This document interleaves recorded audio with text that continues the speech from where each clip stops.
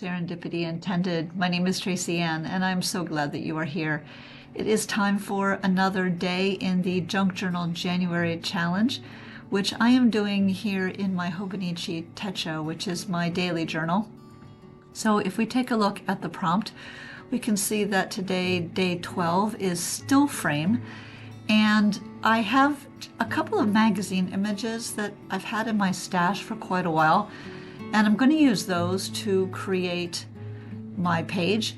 I do want to leave a little bit of room on this page for some journaling, and I don't have a ton of time. So I think the point of today's video is really just that you don't have to do something elaborate or complicated in order to participate in a monthly challenge like Junk Journal January.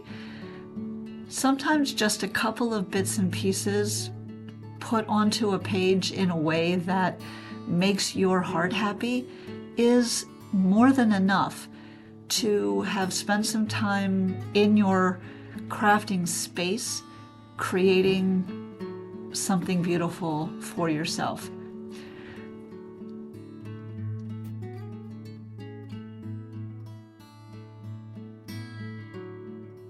I have a few stamps, including this postage cancellation stamp that I use all the time because they add just a little bit of texture and interest without stealing the scene, so to speak.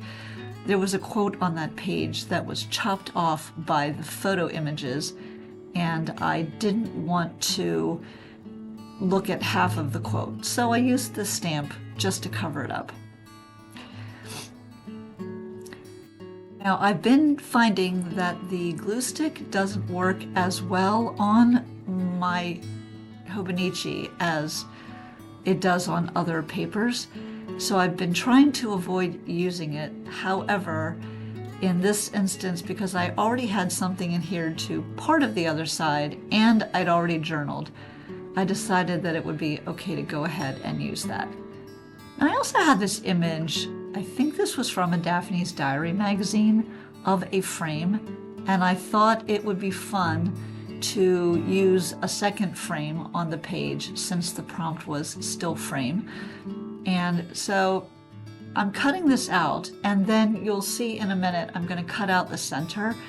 One of the things to keep in mind as you're looking through magazines for images that you might use is that you don't necessarily have to use those images as they currently are. In this instance, I really wanted the frame. I did not want the quote that was on the inside. It didn't suit the purposes that I had in mind for this page. So I simply cut it out. I did elect to try and cut a little inside of the frame to leave just a bit of the black from the quote on the inside of the frame to create a little bit of depth and kind of line the inside and set it off so that it would pop a little bit against the white on the background. Just a little bit of a play to see what I wanted to do with that frame and how I wanted to sit it, what I wanted to leave exposed of the images that were underneath, and what I wanted to keep.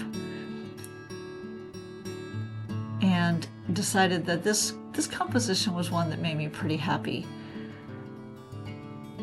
The inside was popping fairly well because of the black that was left over, but I definitely needed to add a little bit of black around the outside edges to help it pop and stand out from the page behind it. Sometimes all it takes is a little touch like that to take what you're doing from fine to really popping. That black made quite a difference.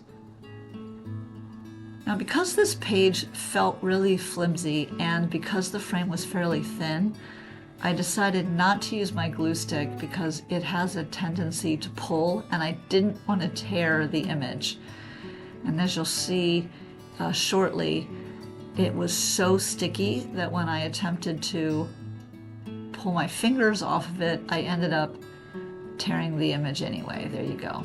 And such as it is, I was able to repair it, and the tear wasn't horribly noticeable, but it did bother me a little bit. Then I remembered that I had this washi tape that I was thinking about using on the page just for some words, and so I thought I'd use that to cover up that tear. My original thought had been to use the word create, but I thought it was too light and didn't stand out well enough against what I already had. So I went with the next piece instead because that had a black background. If you don't have one of these sticker books, I highly recommend getting one of them. They are great for saving little bits and pieces of things, as well as storing stickers, so that you can reuse them at a later time. Anyway, a little bit of washi, or glue on the washi, because I decided that it didn't feel like it was going to stay stuck. And I could have left it right here and been satisfied with it.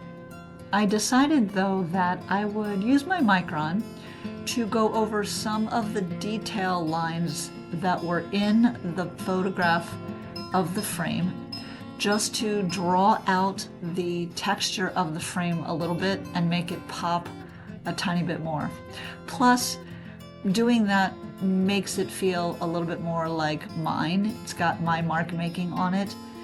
And I think that's one thing that is a great tip for anyone, is as you're using images that you borrowed from somewhere else, from a magazine, for example, just adding a little bit of your own mark making on top takes it from something that is found to something that is yours.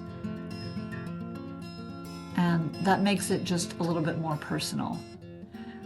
Plus, I do think that adding the black lines helps this image to not only pop a bit off of the page, but also ties it in more directly with what's behind it. Last thing to do is to color in my numbers, as I have been on all of my pages, using colors that coordinate with the picture in that lower corner there.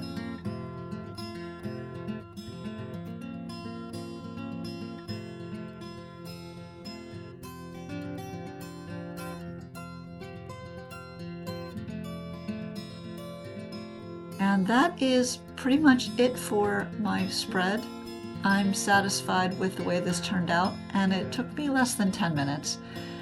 I hope that you all have a great day. Make it a good one. Bye.